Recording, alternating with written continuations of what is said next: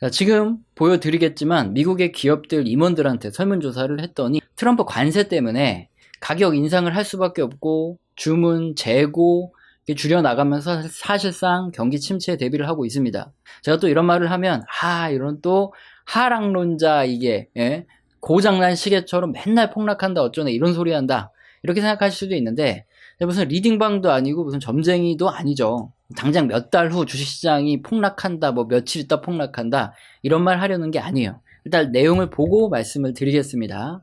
여기 보시면 6월에 이번에 발표된 ISM 제조업의 임원들 제조업체들의 임원 설문조사 내용에서 응답자들이 어떤 내용을 얘기했냐 이건데, 먼저 운송 장비 자동차 업체에서는 상용차 시장의 수요는 지속적으로 약화되고 있다.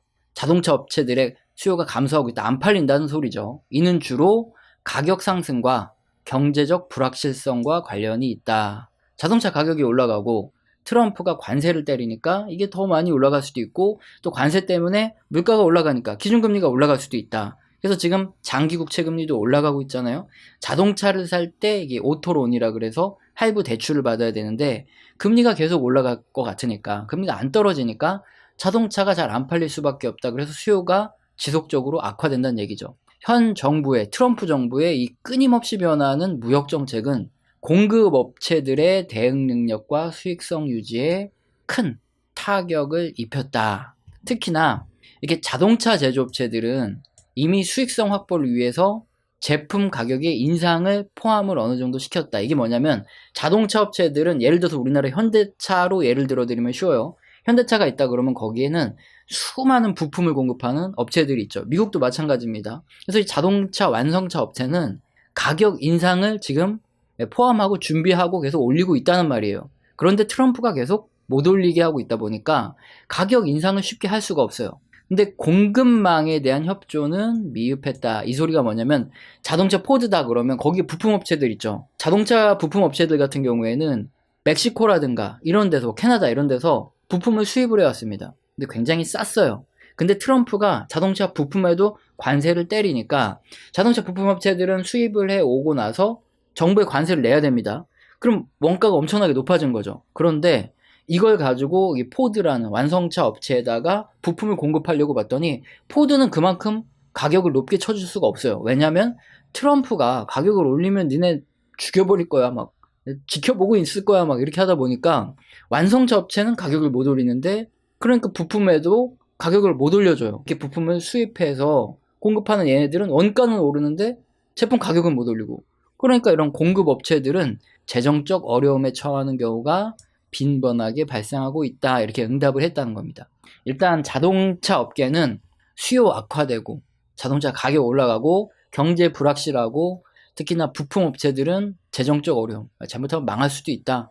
이런 상황을 그대로 얘기해주고 있습니다. 굉장히 안 좋죠. 자, 다음으로 이제 식품, 음료, 담배 업체, 관세, 조류 인플루엔자, 또 더 광범위한 상품 시장은 이렇게 사업 환경에 지속적으로 이런 것들이 영향을 미치고 있다. 특히 관세가 제일 큰 영향을 미치고 있죠. 사업 계획 및 전반적인 여건을 어렵게 만든다. 관세가 올라가니까 가져오는 곡물이건 뭐건 가져오는 품목들에 대해서 관세에 따라서 세금을 내야 된단 말이에요. 그러니까 가격은 계속 올라가는데 사람들이 그렇게 크게 가격을 올리면 잘 안 사 먹으니까 식품, 음료, 담배 전부 지금 여건이 어려워진다. 컴퓨터 및 전자제품 업체 한번 보겠습니다. 이제 정부 지출의 삭감, 정부가 그전 바이든 정부에서 기업들에서 어떤 보조금이라든가 이런 것들을 많이 주기로 했었단 말이에요. 뭐 칩스법 이런 것들도 그렇고 정부 지출이 많이 나오려고 했었는데 이게 이제 안 되는 거죠. 그리고 관세가 기업들을 불안하게 만든다. 컴퓨터 및 전자제품은 특히 그렇죠. 특히나 아무도 재고 위험을 감수하려 하지 않는다. 이 부분이 중요한데, 컴퓨터 및 전자제품은 재고를 쌓아둔다 그러면 우리나라에서 삼성전자, 뭐 하이닉스 이런 데서 디램을 많이 가져가는 겁니다. 미국에서. 그래서 재고를 많이 쌓아두는 거예요. 사람들이 많이 살 테니까. 근데 문제는 지금 관세 때문에 이런 가격이 오른다. 반도체도 가격 올린다, 관세 올린다 이렇게 하고 있으니까, 그러다 보니까 사람들이 소비를 잘 안 하려고 그런다는 거죠. 수요가 감소할 수밖에 없으니까 이런 컴퓨터 및 전자제품 업체들은 재고를 최대한 줄인다. 즉 우리나라 삼성도 그렇고 하이닉스도 그렇고 D램을 적게 앞으로 수입을 하겠다. 이 소리로 딱 확인을 하시면 됩니다. 이쪽도 업황 안 좋아요. 자, 다음에 화학 제품 쪽 보겠습니다. 화학 업체들 대부분의 공급 업체는 관세를 전액 우리들한테 전가하고 있다. 전달되는 입장은 공급 업체들은 이를 세금으로 간주하고 있다. 원가 인상으로 생각하고 있다. 관세를. 세금은 항상 고객에게 전가된다는 것이다. 관세를 자기가 부담하는 업체는 없다. 관세 올린 만큼 화학은 무조건 가격 올릴 거다. 다음으로 이제 조립 금속 업체. 관세 불확실성이 신규 국제 주문에 영향을 미치고 있다. 관세는 아시아 고객들이 선적 지원을 요청하는 주요 원인이다. 일단 관세가 앞으로 낮아질 수도 있죠. 트럼프가 탁호기 때문에 항상 뭔가 싸우려고 그러다가 갑자기 탁 틀어서 관세를 낮춘단 말이에요. 이런 공급업체들의 입장에서는 관세가 이렇게 셀 땐 굳이 뭐 이렇게 빨리 꼭 필요한 것만 보내고 관세가 높을 때는 수입을 해올 필요가 없는 거예요. 다른 말로 하면 조립 및 금속업체들은 지금 공급 부족이 앞으로 시작될 수밖에 없다. 관세 때문에 지금 물량을 안 가져오니까 어쩔 수 없는 거고. 자, 기기업체들 볼게요. 최근 부과된 관세와 그에 따른 다른 국가들의 조치에 대한 시장 반응은 여전히 불확실성이 존재한다. 특히나 히토류 제온이 큰 우려를 불러일으키고 있다. 가격이 굉장히 높아질 수밖에 없다. 공급 부족할 수밖에 없다.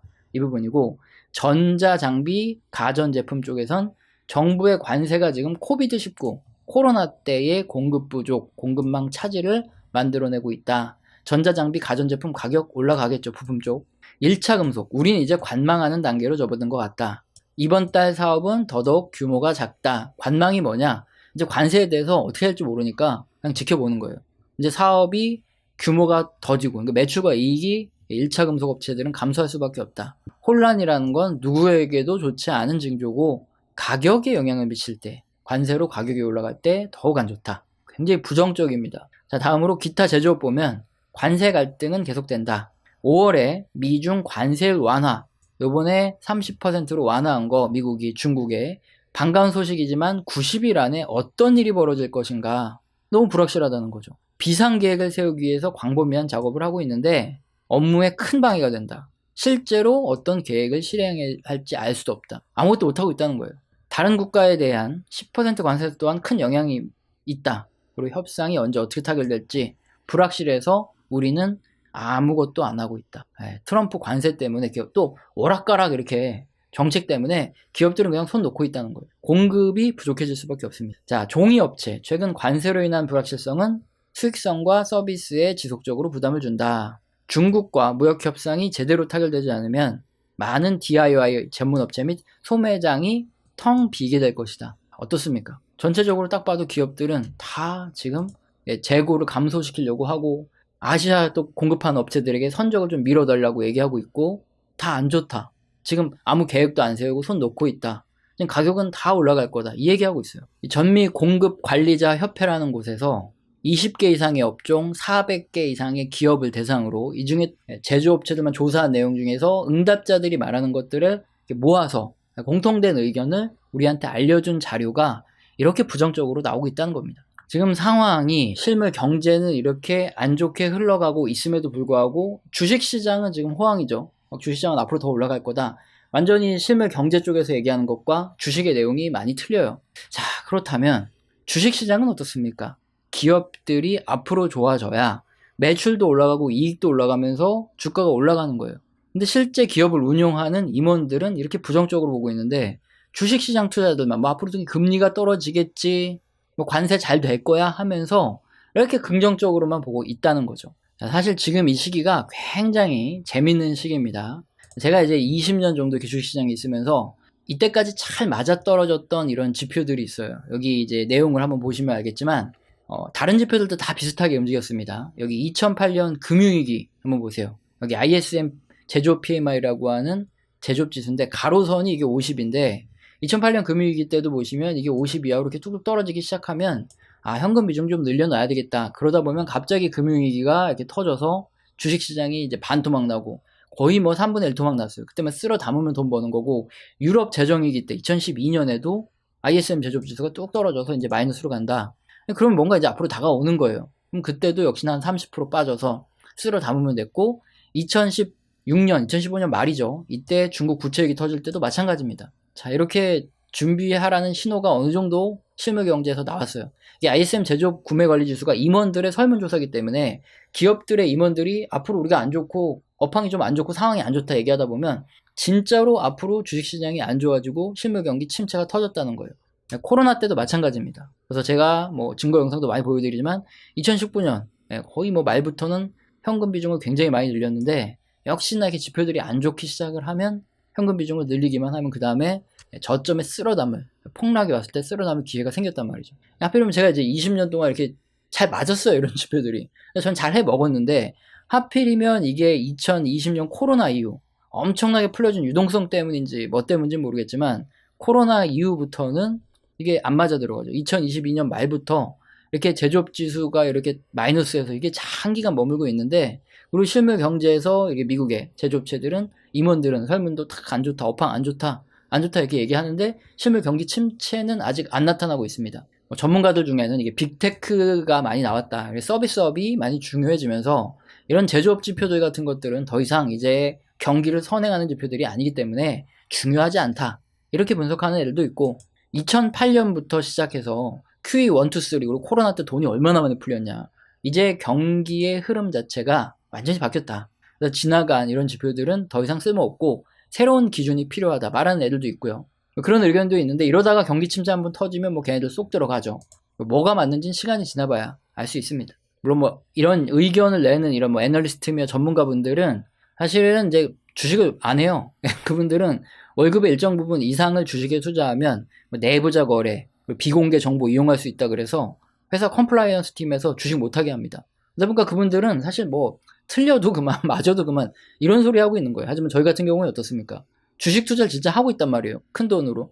근데 여기서 경기 침체 맞아서 뭐 3분의 1 토막, 반 토막 나면 정말 엄청난 삶의 영향이 큰데, 그분들은 영향이 전혀 없단 말이에요. 그래서 여러분들은 어떻게 생각하십니까? 앞으로 경기 침체가 올 것 같으세요? 안 올 것 같으세요?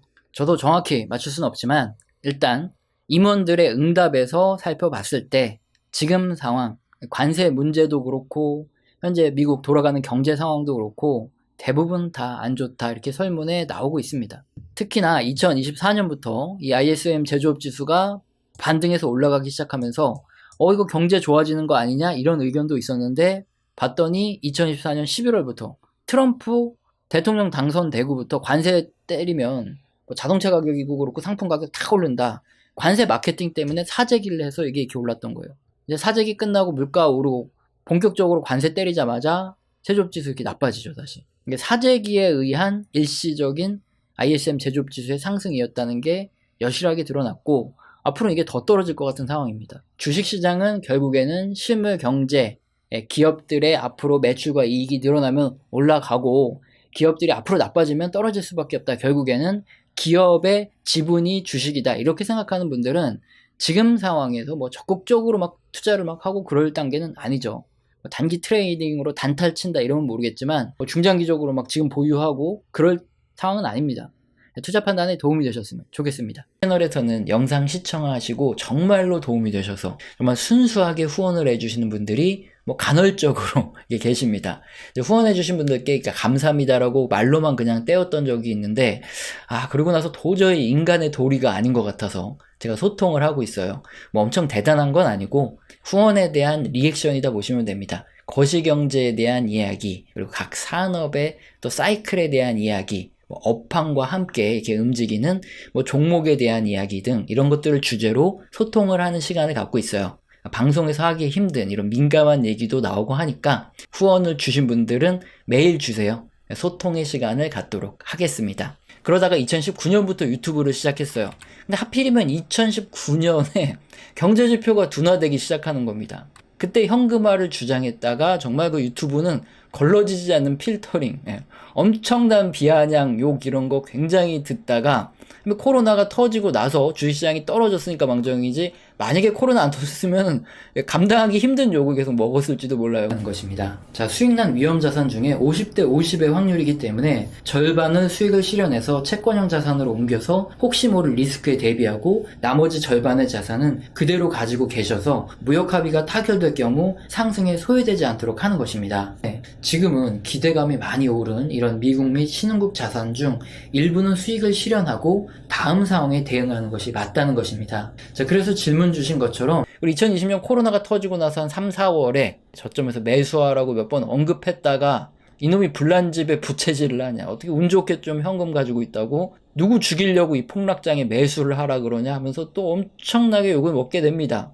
지금과 같이 증시 폭락은 늘 있어 왔습니다. 자, 그리고 시간이 지나고 보면 어찌되었든 문제가 해소되어 왔습니다. 그럼에도 불구하고 경제는 더욱 성장해 왔고요. 시장의 돈은 더 많이 풀어졌습니다. 자, 결국 이 문제도 해결될 것이고, 그리고 기다린 분들이 결국에 돈을 벌어 왔습니다. 자, 그리고 저는 항상 주식을 사라 이렇게 언제나 긍정론을 말하는 사람이 아니죠. 이번 하락 직전까지도 12월 1월 동안 증시가 이렇게 좋은데 채권은 왜 샀냐, 이런 비아냥거리는 댓글에 시달려야 했습니다. 자, 거짓말한다고 하는 사람이 있어서 조작이 불가능한 실제 계좌 관리 내역까지 공개해서 확인을 시켜드렸죠. 자, 그리고 지금은 어떤가요? 자, 이번 증시 하락 구간에 저는 분할 매수를 하고 있고 지금도 분할 매수 중입니다. 역시나 지금도 너무 긍정적으로 본다는 비아냥거리는 댓글을 많이 보게 됩니다. 2022년 3월, 4월, 5월 요때 이제 많이 수익이 났으니까 현금화를 좀 합시다 이런 의견 냈을 때도 굉장히 욕먹어서 그때부터 댓글도 닫혀있고, 그런데 최근에 주가가 굉장히 많이 이렇게 튀어 올랐습니다. 작년 12월 최고점까지는 아니더라도 그래도 지금 보시면은 이렇게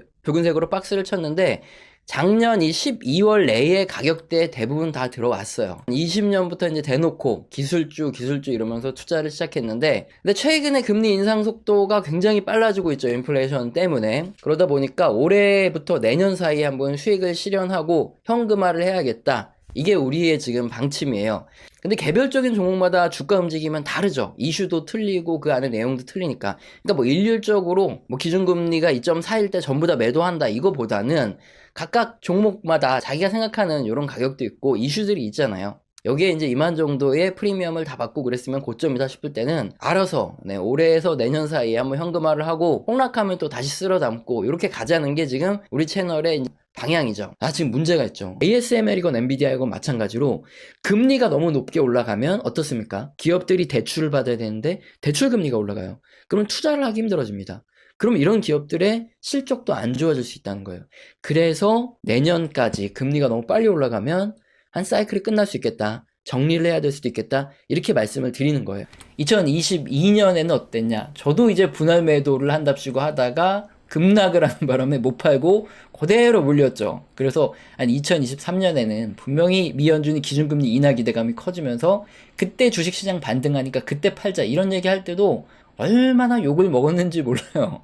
기준금리 인상이 중단되는 시점은 이제 올해 상반기에는 하반기쯤이 되지 않을까 이렇게 예상했는데 지금 변수들이 너무 많아서 계속 밀리고 있어요. 그래서 내년쯤으로 이렇게 다수 전문가들이 얘기가 되는 상황인데, 어쨌든 그때 되면 반등이 한번 나올 수도 있는데 이거는 지난 역사적으로 그렇게 반복됐던 역사가 많았다. 그래서 그 확률이에요. 반등이 나오면 저도 많이 정리를 좀 할 생각이다 이건데, 지금 실물 경기가 정점을 지나서 둔화되고 있어요. 그랬을 때 인플레이션 감소, 기준금리 인상이 중단될 땐 올해 내내 이 말씀을 드리고 지표도 계속 보여드렸지만 주식시장이 일시적인 랠리를 펼쳤던 역사가 많아요. 그래서 주식시장이 상승 흐름을 모을 가능성이 굉장히 높다 계속 말씀드려오고 있죠. 하지만 이때 적극적인 매수의 타이밍입니까? 그건 아니죠. 원칙이 아니라는 거예요. 2023년 이때도 지금 마찬가지죠.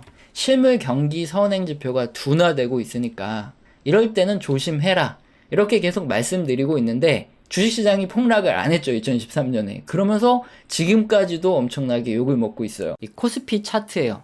2022년부터 쭉 내려가는 흐름이 나타나고 있는데, 우리 채널 꾸준히 시청하시면서 2022년부터 현금 비중을 늘렸다면 또는 지금 현금을 가지고 계시다면 메모리 반도체 같은 이런 첨단 산업은 앞으로도 계속 성장을 하기 때문에 우리나라 전체 주식시장에서 무차별적으로 자금이 나가서 우리나라 반도체 산업 같은 이런 산업에서도 자금이 빠져나간다. 우리나라 시장이 크게 하락하면 할수록 우리나라 이렇게 성장을 할 수 있는 첨단 산업들 있죠.